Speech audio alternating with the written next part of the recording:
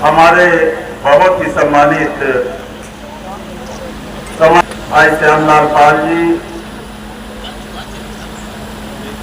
फूलपुर लोकसभा के हमारे उम्मीदवार भाई अमरनाथ सिंह मौर्य जी, हमारे नगर के अध्यक्ष भाई इफ्तिकार हुसैन जी, दलित और पिछड़े के आरक्षण को भी बचाने का चुनाव। आप सब लोग जान रहे हैं, श्री नरेंद्र मोदी जी और भारतीय जनता पार्टी बराबर परम पूज्य बाबा साहब अम्बेडकर के संविधान को कमजोर कर रही है। 10 साल से भारतीय जनता पार्टी ने संविधान को कमजोर करने का काम किया है और पूरे भारत में तानाशाही चल रही है। यहां पर ईमानदार नेताओं को जेल भेजा जा रहा है, कहीं ईडी के छापे, कहीं सीबीआई के छापे, कहीं इनकम टैक्स के छापे। पूरे भारत में भय का माहौल है साथियों। और भारतीय जनता पार्टी को लगता था कि धर्म और कर्म के नाम पर, हिंदू और मुसलमान के नाम पर वो पूरी जिंदगी राजपाट करेंगे, लेकिन भारत के सभी समाज के लोगों को मैं धन्यवाद देना चाहूंगा, आभार प्रकट करना चाहूंगा कि उन्होंने आज भारतीय जनता पार्टी को हराने के लिए कमर कस लिया है। आज वो भारतीय जनता पार्टी से बेरोजगारी पर जो है जवाब मांग रहे हैं, भारतीय जनता पार्टी से महंगाई पर जो है जवाब मांग रहे हैं, भारतीय जनता पार्टी से भ्रष्टाचार पर जो जवाब मांग रहे हैं। और ऐसा चुनाव मैंने जिंदगी में कभी नहीं देखा। 10 चुनाव मुझे लड़ते हो गया। आज भारतीय जनता पार्टी से भारत की जनता लड़ने का काम कर रही है और भारतीय जनता पार्टी का दो बड़ा साफ होने जा रहा है।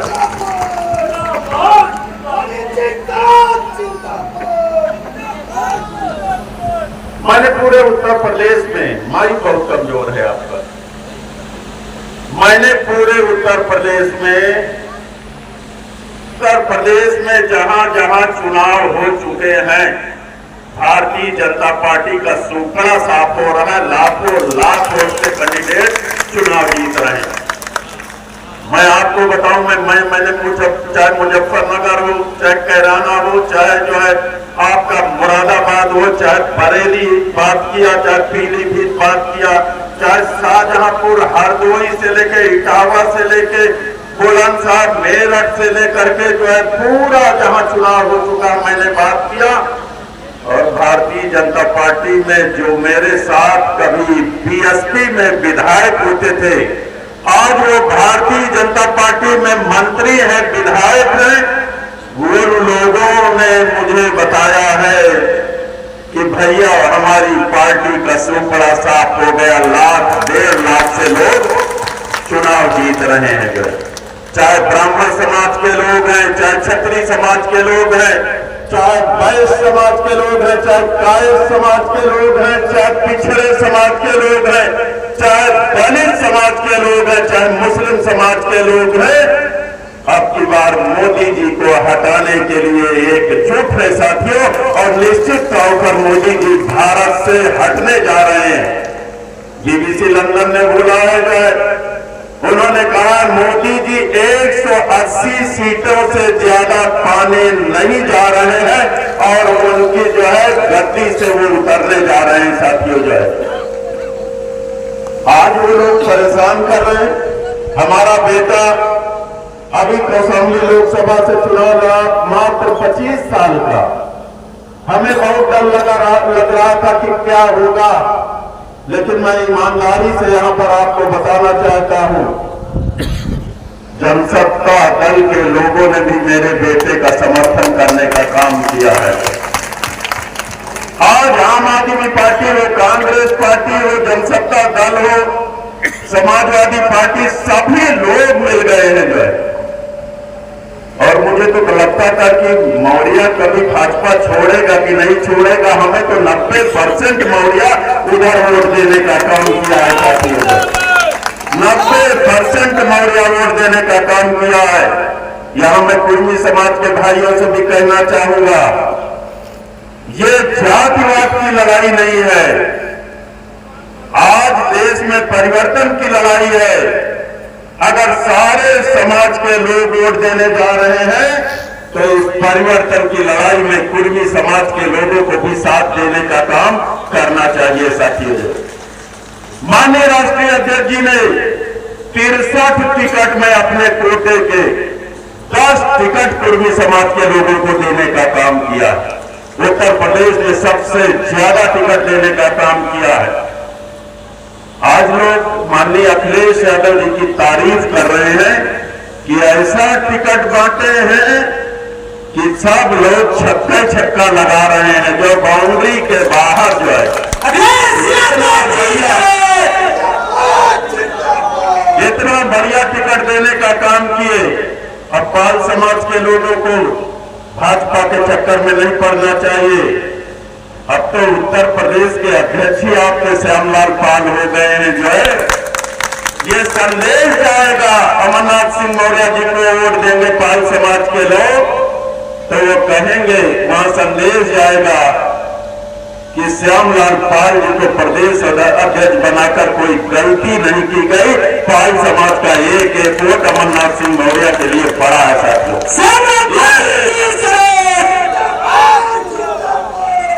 मोदी जी ने बहुत झूठ बोलने का काम भारत में किया, लोगों को नौकरी देने का काम नहीं किया, महिलाओं को 15 लाख रुपया देने का काम नहीं किया, गैस के सिलेंडर का दाम बढ़ाने का काम किया, पेट्रोल के दाम बढ़ाने का काम किया, डीजल के दाम बढ़ाने का काम किया और शिक्षा को महंगी करने का काम किया, जीएसटी उसमें 18% लगाने का काम किया। मैं इस मन से कहना चाहता हूं, हमारे फुजैल हाशमी साहब भी यहां पर बैठे हैं, जाए वो कांग्रेस के नेता हैं। मैं तो आज कह रहा था कुछ लोगों से, इंडिया गठबंधन की सरकार भारत में बनने जा रही है। देख लेना, जब जांच होगी पूरे देश में तो गुजराती लोगों ने पूरे भारत को लूटने का काम किया। ये लोग जेल की सलाखों के अंदर होंगे साथियों।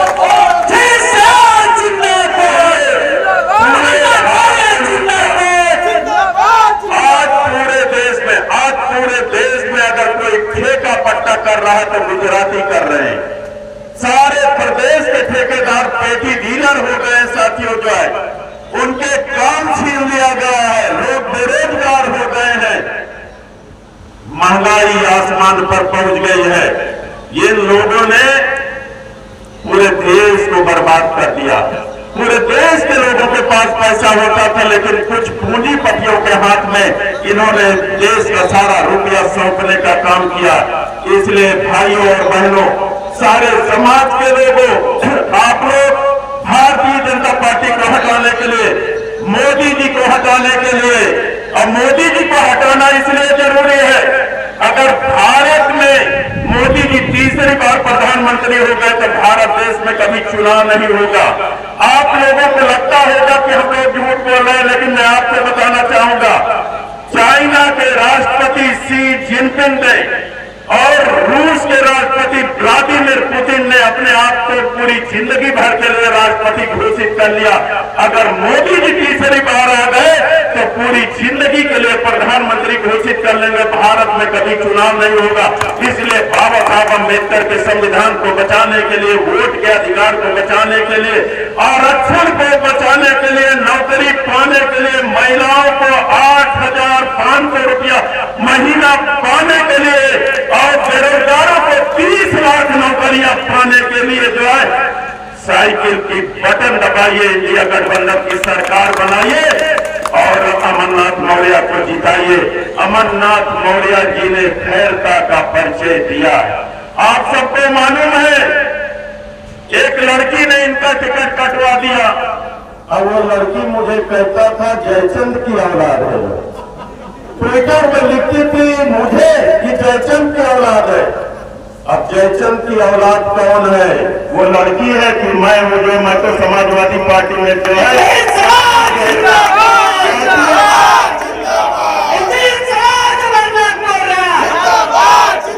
हमारे पार्टी के 10 विधायक टूट के चले गए। जिन्हें टिकट हम लोग दिलाए वो लोग चले गए। हमने विधायक बनाया वो लोग चले गए। और शर्म नहीं लगी हमारे बेटे को हराने के लिए प्रचार करने गए। क्यों राजकुमार पर हमारे बेटे को हराने के लिए चुनाव प्रचार करने गए? नैतिकता कुछ होती है, लेकिन नैतिकता का भी पालन करने का काम नहीं किया साथियों। और मैं दावे के साथ कहता हूं, जिन 2 लड़कियों ने हमारे बेटे का जो है विरोध में प्रचार करने का काम किया है, मैं चैलेंज करता हूं, चुनाव लड़के दिखा दे, जीत के चले आवे तो राजनीति से संन्यास में लूंगा।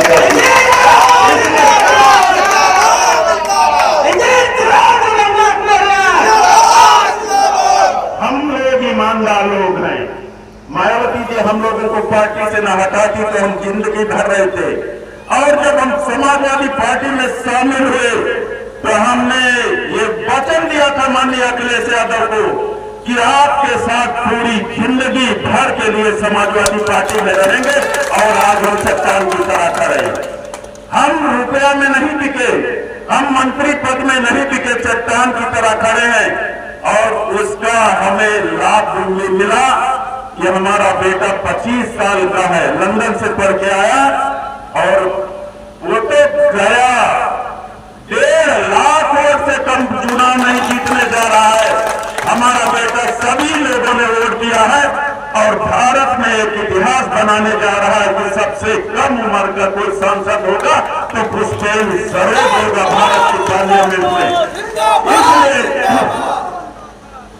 इसलिए सारे समाज के भाइयों और बहनों इकट्ठा हो जाइए, जुट जाइए, भारतीय जनता पार्टी को हटाइए, नरेंद्र मोदी जी को हटाइए, जिन्होंने नौकरियां छीन ली, जिन्होंने रोजी रोजगार छीन लिया, जिन्होंने किसानों की फसल को बर्बाद कर दिया, जिन्होंने किसानों को दोगुना मोल देने का काम नहीं किया, ऐसे लोगों को हटाइए। हमारी मीटिंग अभी चौराव में लगी, आज 5 बजे तक प्रचार है। बोलना बहुत का साथियों जाए, लेकिन मैं अपील करूंगा आप सभी लोगों से कि अमरनाथ मौर्य बन जाओ, अमरनाथ मौर्य बन जाओ। बहुत बड़ा क्षेत्र होता है, ये आखिरी प्रचार है, इसलिए एक एक वोट आपका साइकिल चुनाव निशान के सामने पड़ना चाहिए। अगर हमारा बेटा कौशाम्बी से जीते तो फूलपुर से अमरनाथ मौर्य भी चुनाव जीत कर जाने चाहिए।